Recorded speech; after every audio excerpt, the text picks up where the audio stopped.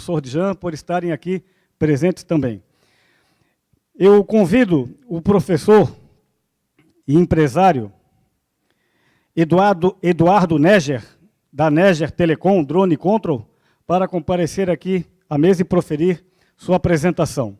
Vou ler o seu breve currículo, se me permita.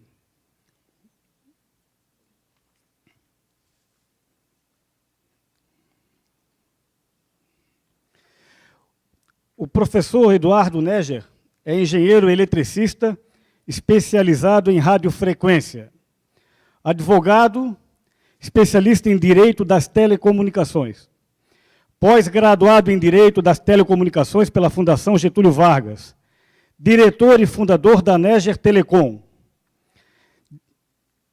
startup dedicada ao controle de drones. Ou melhor, fundador também da Drone Control, startup dedicada ao controle de drones. São duas empresas, né, professor Eduardo? É responsável por projetos de pesquisa e desenvolvimento em conjunto com a Unicamp, FINEP e CNPq. Passo, então, a palavra para o professor Eduardo Neger.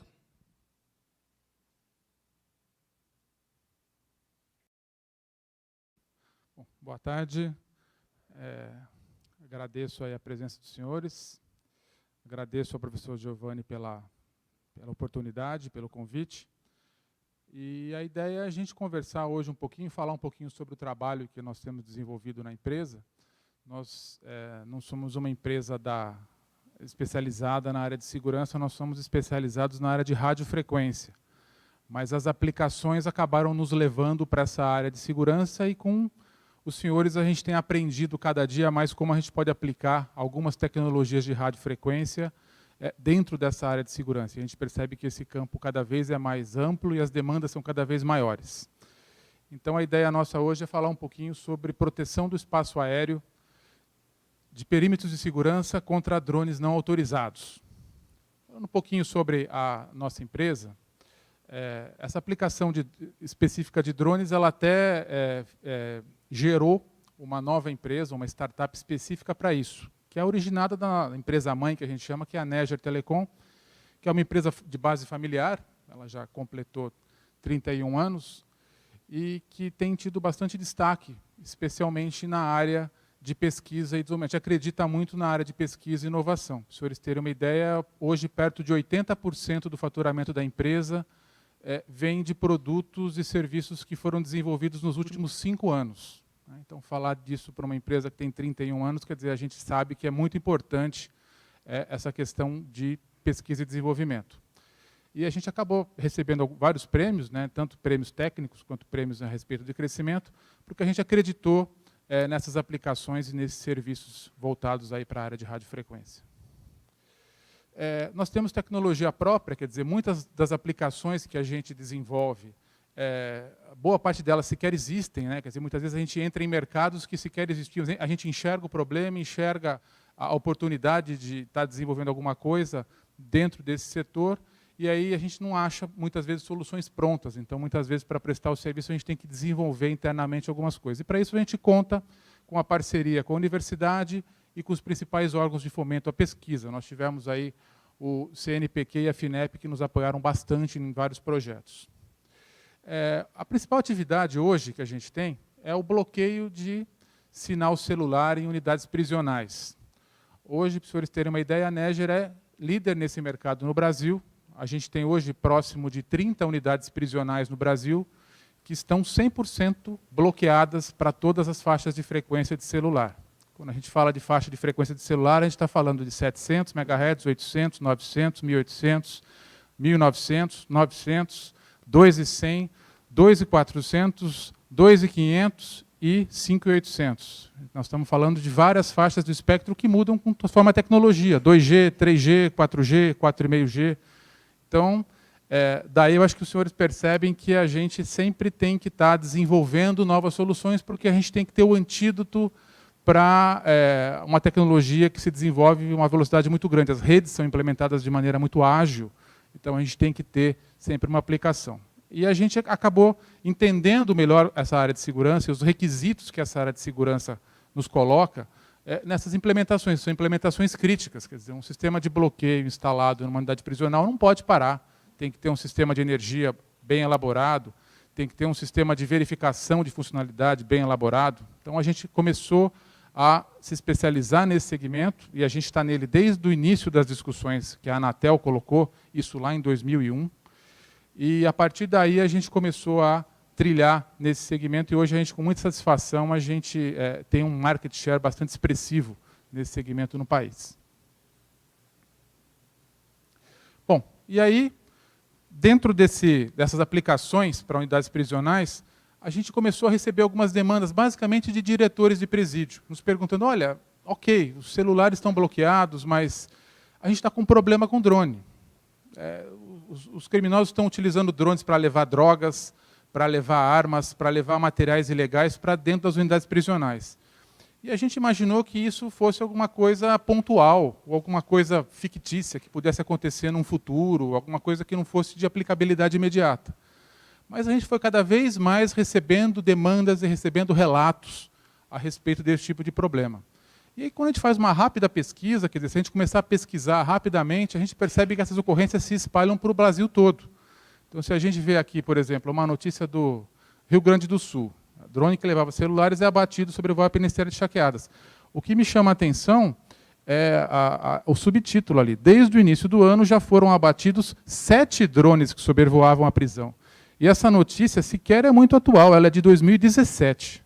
Então, nós estamos falando que uma unidade prisional no interior do Rio Grande do Sul já estava registrando a 8ª ocorrência de drone no mês 7 de 2017. Se a gente vai para Minas Gerais, mesma coisa, problemas com drones em unidades prisionais.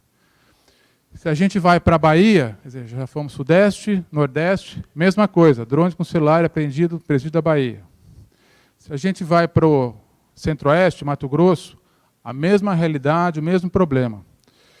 Se a gente vai até para a região Norte, também o mesmo problema. Então, a gente notou, identificou que havia uma possibilidade muito grande de utilização de drones em áreas não autorizadas. E aí a gente, obviamente, começou dentro do escopo que a gente está acostumado a trabalhar, com áreas de segurança, com unidades prisionais, mas esse problema também se estende a várias outras áreas. Então, se a gente olhar as notícias, quer dizer, drones têm sido utilizados por quadrilhas para fazer o mapeamento de condomínios de luxo para fazer o planejamento de crimes. Isso se estende também para centros de distribuição, para unidades fabris de equipamentos de alto valor.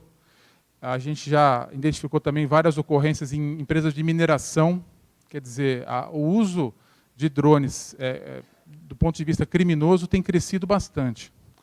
E, inclusive, até em grandes eventos. Os grandes eventos que nós tivemos, aconteceram algumas ocorrências pontuais, e as forças de segurança todas estavam bastante atentas para tentar mitigar esse tipo de problema. E, obviamente, a questão dos aeródromos, os aeroportos também, os drones podem estar originando aí problemas para a segurança de voo. Então, dentro desse escopo, a gente entendeu que a questão do controle de drones e do bloqueio de drones merecia um tratamento especial. Ele estava além de uma aplicação específica para unidades prisionais, que tem todo um regramento jurídico. Quer dizer, hoje no Brasil, pela regulamentação da Anatel, bloqueio de comunicação, ou seja, impedir que um drone entre num perímetro, gerando um sinal de interferência de radiofrequência, onde a gente bloqueia o controle do drone, isso é possível de se fazer facilmente, e várias unidades prisionais hoje já têm essa solução implementada, só é permitido pela Anatel para presídios, para unidades prisionais. Qualquer outra aplicação que envolva bloqueio de comunicação ou bloqueio de controle de drones não é permitida fora de unidades prisionais. Então, havia uma necessidade de mercado privado, e várias aplicações tinham essa demanda, mas existe essa limitação ainda da agência reguladora que não permite o bloqueio de comunicação em outras áreas que não presídios. E aí, com base na nossa experiência e certificações de equipamentos e produtos, a gente incorporou essa nova empresa que a gente chamou de Drone Control, que é basicamente focada para isso. E aí a gente entende que esse mercado, além do mercado de unidades prisionais, ele também abrange o mercado de indústrias, de grandes eventos, de condomínios, de infraestrutura crítica. Aqui nós estamos falando de estações de energia, de usinas nucleares, de indústrias petroquímicas, enfim, qualquer área que possa ser afetada negativamente por um drone. E aí a gente formatou também, entendendo um pouquinho esse mercado, entendendo que dentro de cada uma dessas aplicações nós vamos ter engenheiros especialistas para operar o sistema. Ele deve ser um sistema barato, de um custo baixo e de simples aplicabilidade. Foi aí que a gente identificou um modelo não de construção e venda de equipamentos, mas de prestação de serviços. Então a gente até nominou isso aí como proteção do espaço aéreo como serviço. Então, quem tem uma demanda específica, por exemplo, para um evento, ou a presença de um chefe de Estado em alguma área que há necessidade de ter uma proteção crítica, isso pode ser contratado somente por aquelas horas onde esse serviço é demandado. Não há necessidade de se adquirir equipamentos ou se construir uma infraestrutura. Isso pode ser contratado de maneira periódica, ou mensal, ou semanal, ou por um evento pontual. A gente entende que esse seria um modelo que deixaria essa aplicação mais simples de ser utilizada. Isso se resume, na verdade, num custo que vai ser apurado com base nos metros quadrados, na área que nós vamos ter, que vai ser protegida, e no número de horas que nós vamos ter de proteção.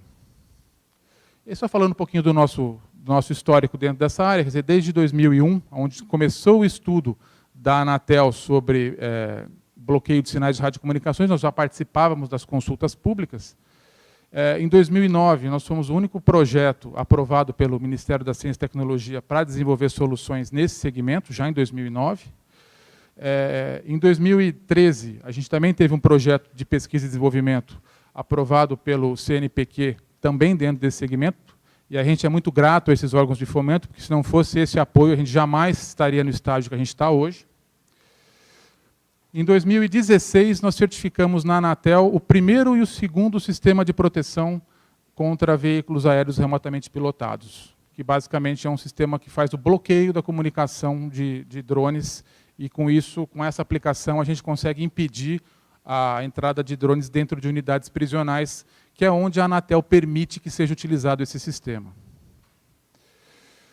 Em 2017, a gente sempre trabalhando com pesquisa e desenvolvimento, a gente, em conjunto com a universidade, está trabalhando em novas linhas de pesquisa, e tem uma linha bastante promissora, que é uma técnica, eu vou falar daqui a pouco, chamada spoofing, que é uma técnica que, além de não só fazer o bloqueio do sistema, de um drone num perímetro de segurança é importante, mas o spoofing, na verdade, é uma técnica que se baseia no seguinte: ao invés de se fazer o bloqueio, a gente consegue tomar o controle desse drone, né? Ou como dizem aí os jovens pesquisadores que trabalham, eles conseguem hackear o drone. Então, eles conseguem identificar os protocolos de comunicação desse drone e conseguem gerar um protocolo com um nível de potência mais alto. O drone vai entender que esse controle simulado é o controle dele e a gente consegue desviá-lo. Então, existe o spoofing de radiofrequência e existe também o spoofing de GPS. Mas isso ainda está em pesquisa com a universidade. Mas só as técnicas utilizadas para isso já renderam uma publicação, um trabalho internacional e um pedido de patente. E a gente se orgulha muito que é acho que um dos primeiros pedidos de patente que é metade universidade e metade empresa, porque foi um trabalho conjunto com a universidade. Em 2017, a gente teve novas aplicações, acho que não vai dar tempo de a gente falar aqui, depois eu posso detalhar para os senhores. E, em 2018, a gente teve a felicidade de ser selecionado pela empresa de logística segura, a Brinks, que é uma das maiores empresas do mundo de logística segura, para ter essa startup apoiada dentro de um programa que ela chama de Brinks Up, onde ela apoia empresas estratégicas dentro da área de segurança, em aplicações que ela entende que tem futuro, que merecem o desenvolvimento e que a própria empresa pode estar utilizando. E aí a gente faz uma breve linha do tempo aí do que a gente imagina estar trabalhando. Quer dizer, hoje a gente já tem produtos maduros dentro da área de detecção de sinais, quer dizer, trabalhar com a questão de controle de drones envolve, num primeiro momento, a detecção, envolve também o bloqueio e também envolve o rastreamento. E todos esses produtos separados acabam tendo um produto de aplicação própria, individual. Então, a gente consegue rentabilizar essas aplicações também utilizando pontualmente cada um desses dispositivos. E pensando um pouquinho mais para o futuro, a gente tem algumas outras linhas de pesquisa aí, que vão desde a utilização de radares para identificar determinados tipos de drones, chegando aí para interfaces de realidade aumentada e tecnologia spoofing dentro do GPS. Então, quer dizer, a gente já tem no presente, um conjunto de tecnologias com bastante assertividade, mas a gente sabe que essa tecnologia evolui muito rapidamente. A gente viu um pouquinho a visão dos profissionais da área de segurança e das Forças Armadas, mas dentro do mercado de consumo, quando a gente vai falar com grandes fabricantes de chips, eles enxergam o drone como um smartphone que voa. Né? Então, o que é um drone? Para a gente, drone é um smartphone que voa e os fabricantes estão já projetando que isso vai ser extremamente popular e que em 10 anos, assim como nossos telefones têm a função câmera, antigamente a gente tinha máquina fotográfica e telefone, daqui a 10 anos o nosso telefone vai ter a função voo. E a gente quer tirar uma selfie, a gente joga o telefone lá e ele vai voar. Então, os fabricantes de consumo trabalham com essa perspectiva. Então, vamos falar um pouquinho de como a gente consegue mitigar e consegue limitar a utilização de drones em áreas de segurança. A primeira técnica é a técnica de bloqueio, que a gente costuma chamar de jamming, que é muito utilizado no meio militar, que é basicamente gerar um sinal de interferência na faixa de controle do drone. O drone tem um radiocomando, alguém tem que estar controlando esse drone, e a gente utiliza uma técnica semelhante à utilizada no bloqueio de celulares, onde a gente gera um sinal interferente que vai embaralhar esse sinal, que vai gerar um sinal confuso, vai tornar a relação sinal-ruído imprestável nesse dispositivo, ele não vai conseguir se comunicar e, consequentemente, dependendo do modelo do equipamento, ou ele vai descer ou ele vai voltar para o ponto de origem. Alguns equipamentos estão programados para voltar para o ponto de origem. Então, essa técnica de bloqueio, que hoje é a técnica utilizada dentro de unidades prisionais, em presídios. Como eu falei, já existe norma para isso, desde a norma da Anatel, se não me engano, foi em 2012, as resoluções 306 e 308 já definiram todo o processo de uso de certificação, e os equipamentos de bloqueio de drones, os nossos, já foram certificados, foram os primeiros certificados pela Anatel no início de 2016. E aí, o uso dele, como eu já falei, é restrito a presídios. A gente tem algumas modificações em sistemas irradiantes, quer dizer, ao invés de a gente ter um tilt para baixo para fazer a cobertura do solo, a gente tem que elevar isso um pouquinho, mas sempre seguindo a normatização da Anatel, que não permite interferência fora dos limites da unidade prisional. Então, o tipo de implementação, de instalação varia de unidade prisional para unidade prisional. Ele pode estar fixo em parede, ele pode estar construído em uma torre externa, mas é basicamente essa aplicação. A outra aplicação é a detecção.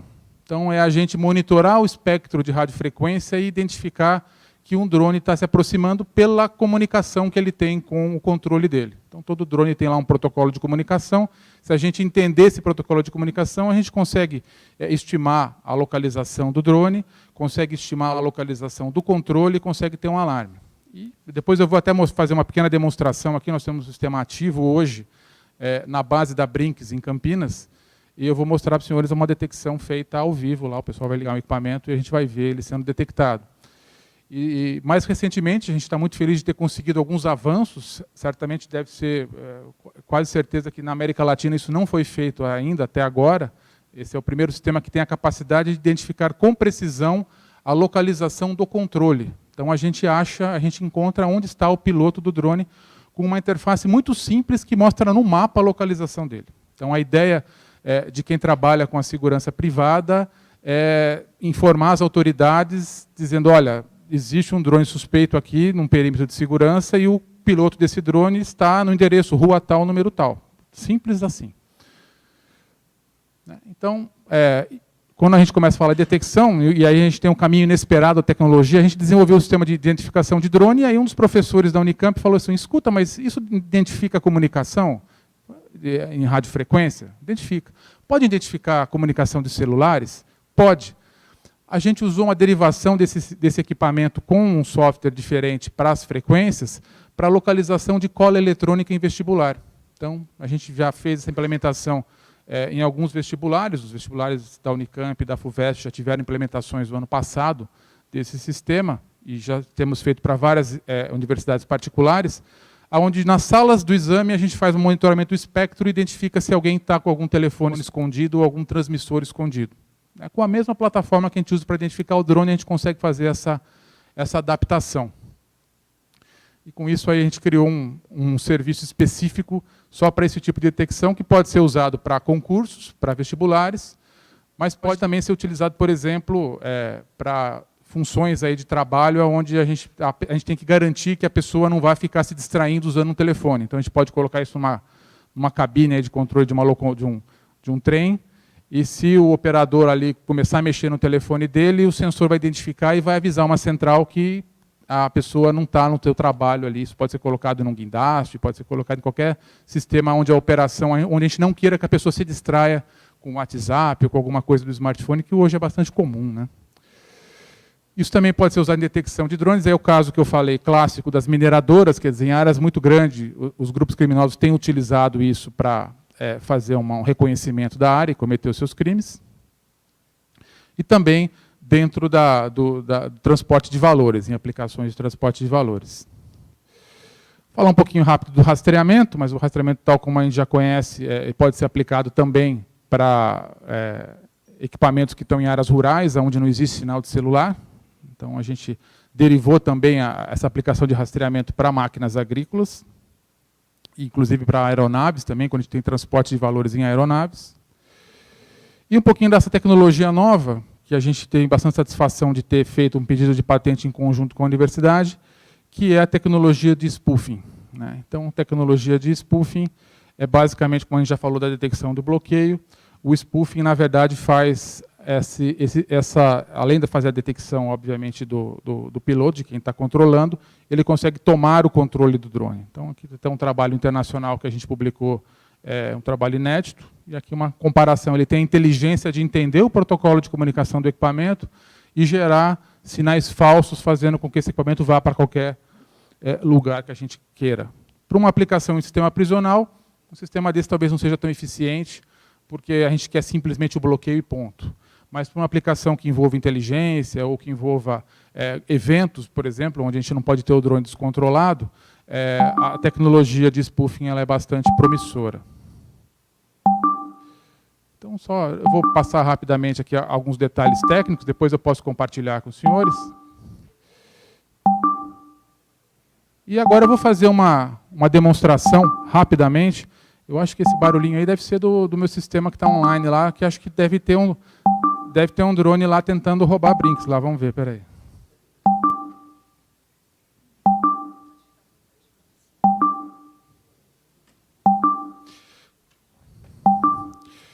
Eu vou fazer o acesso pelo browser. Está funcionando. Ó, isso nem foi combinado aqui, mas alguém ativou lá dentro. Esse aqui é a interface do nosso sistema. Agora desligou. Eu acho que eles devem estar assistindo a gente lá e fizeram acesso. Mas, basicamente, a gente tem aqui... Deixa eu pegar aqui o... Pronto, parou. Até vou pedir para o Rogério, que está em contato com o pessoal lá, fazer uma ativação para a gente ver como é que é essa dinâmica de detecção. Mas esse é um sistema que está em operação nesse exato momento. Ele está instalado numa base da transportadora de valores lá em Campinas, que nos apoiou nesse projeto da startup, através do programa Brinks Up. E o que a gente tem nessa ferramenta de software que é bastante intuitiva para quem está utilizando? A gente consegue definir aquele círculo vermelho como uma área de proteção. Então, aquele é o perímetro que a gente quer que proteja. Então, se algum drone entrar dentro daquela área, até vou pedir para o Rogério poder avisar o pessoal lá para ligar o drone para a gente ver um alarme. O sistema vai identificar o drone, vai identificar que ele está naquele perímetro e vai identificar aonde está o controlador do drone.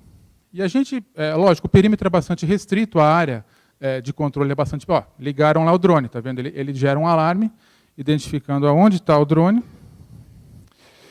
Se a gente clicar na interface, ele vai mostrar para a gente qual que é o modelo de drone, vai colocar ali a coordenada, o horário, ele está gravando esse log, ele informa qual é o número de série do drone, quer dizer, a evolução que a gente teve nesse sistema é que a gente consegue individualizar os equipamentos porque a gente consegue ter acesso ao protocolo de comunicação do equipamento. E com isso a gente consegue identificar muitas vezes quem é. Aqui em verde a gente tem a posição, inclusive, do piloto. Como eles estão parados no lugar, o drone está no chão, ali eles só estão ligando para a detecção, a gente consegue ter a identificação precisa do equipamento, do drone e do piloto do equipamento. Esse equipamento está instalado nessa base da Brinks há aproximadamente uma semana. E assim como ele gera os alarmes, como os senhores viram lá que ele gera o alarme, ele gera aquele bip para a pessoa poder fazer a verificação, ao mesmo tempo ele manda uma mensagem de texto para o celular e ele também encaminha um e-mail notificando que houve essa detecção de drone. E além disso ele grava um log, então a gente tem os registros de todas as ocorrências de drone. E nesse ponto aqui da cidade, a gente aproveitou, que está com o sistema ligado há uma semana, e a Brinks é nossa parceira até nessa questão de pesquisa, e a gente expandiu a área de cobertura, a gente deixou ele cobrindo uma área de aproximadamente, um raio de aproximadamente 7 quilômetros. E a gente deixou esse sistema gravando todas as detecções durante uma semana, que é praticamente o tempo que o sistema está instalado lá. E, a partir dessa uma semana que o sistema ficou instalado, a gente consegue ter um painel de estatísticas. Essas são as estatísticas aqui.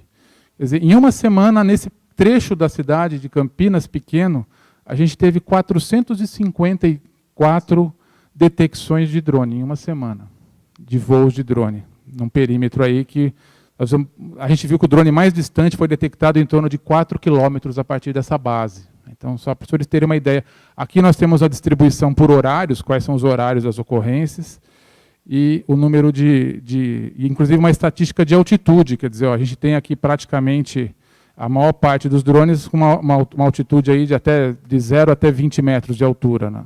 Mas a gente tem registros aqui de drones de até, voando a alturas até de 300 metros, tá vendo? A gente consegue ter esse tipo de dado, a gente tem o dado da altura que ele está, a gente tem o dado relativo à distância que esse drone está em relação ao nosso ponto de segurança, e o principal, a gente consegue ter todos esses voos registrados. Então aqui eu consigo ter um histórico de todos os voos detectados. Isso pode ser usado, por exemplo, como para uma perícia, por exemplo, são para dados forenses. Como eu identifico o número de série do drone, eu consigo ver todas as vezes que aquele mesmo equipamento voltou naquele local e tudo que ele fez, a rota que ele fez. Então aqui eu posso filtrar, por exemplo, todos os drones que voaram, que chegaram a pelo menos 100 metros de altura. Eu faço uma busca, o sistema me coloca aqui, todos os voos registrados aqui. Vou pegar aleatoriamente um aqui.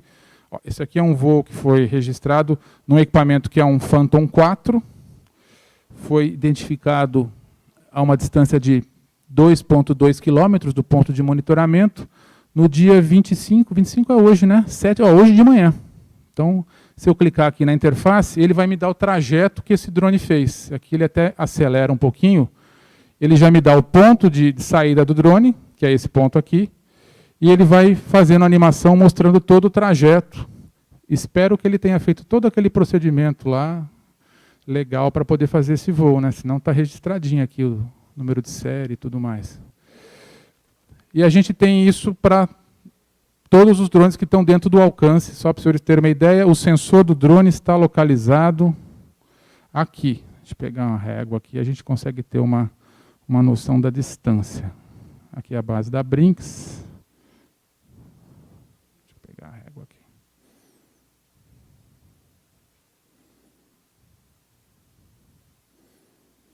A gente tem aproximadamente 2 quilômetros de distância. E a gente tem aqui, então, os registros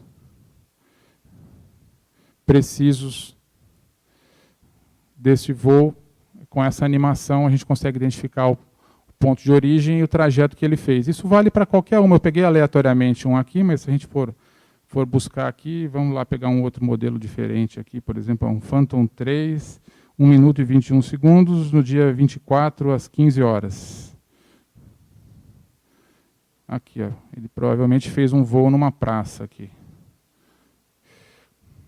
Então, como a gente também está captando drones muito distantes, pode ser que o voo completo dele não esteja registrado. Mas aqui a gente tem, se a gente for dar um zoom out, ó, olha como a gente está bem longe do nosso ponto. Nem consigo achar ele direito aqui, ele está para o outro lado. Então, com base nisso, eu posso individualizar. Então, por exemplo, deixa eu ver um modelo que está bem recorrente aqui, esse modelo aqui. Está bastante recorrente. Se eu dou um recortar e colar, eu posso puxar um relatório de todas as vezes de todas as vezes que esse drone específico com esse número de série foi detectado pelo sistema. Eu acho que eu esqueci alguma coisa aqui. Ah, desculpa, eu troquei aqui.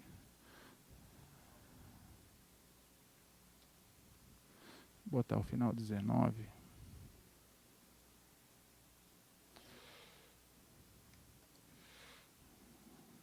Vou botar o final completo para ele não pegar a base toda.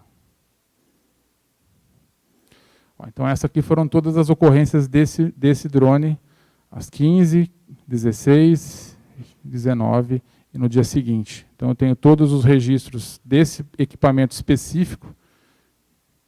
Ele fez vários voos na região e a gente consegue fazer essa identificação. Então, esse é o projeto que foi resultante desse apoio que a gente teve na Drone Control, dentro desse programa Brings Up, e que já gerou esse produto, que é um produto comercial, já está disponível. Essa já é uma aplicação que está em uso prático e que tem demandas de segurança, e que a gente desenvolveu com baixo custo. Como eu falei, a ideia é ter esse produto, isso prestado como serviço, né? E há um custo aí, a gente estima para um perímetro relativamente grande, a gente tem um custo em torno de R$5.000, por exemplo, por mês, para fazer um monitoramento de um sistema desse para um centro de distribuição ou para uma operação de mineração. Então, a ideia é prestar isso como serviço. Por quê? Porque esse sistema ali não é estático. A gente tem que estar atualizando o tempo todo para novos modelos de drone, para novas tecnologias de modulação. Isso tem que estar sempre, assim como um antivírus, isso tem que estar sempre sendo atualizado. Mas, de qualquer forma, é uma ferramenta interessante, não só pela detecção e pelo registro, mas pela possibilidade de localização do piloto, do controle do drone. Agradeço a atenção de todos e a gente fica à disposição. Muito obrigado.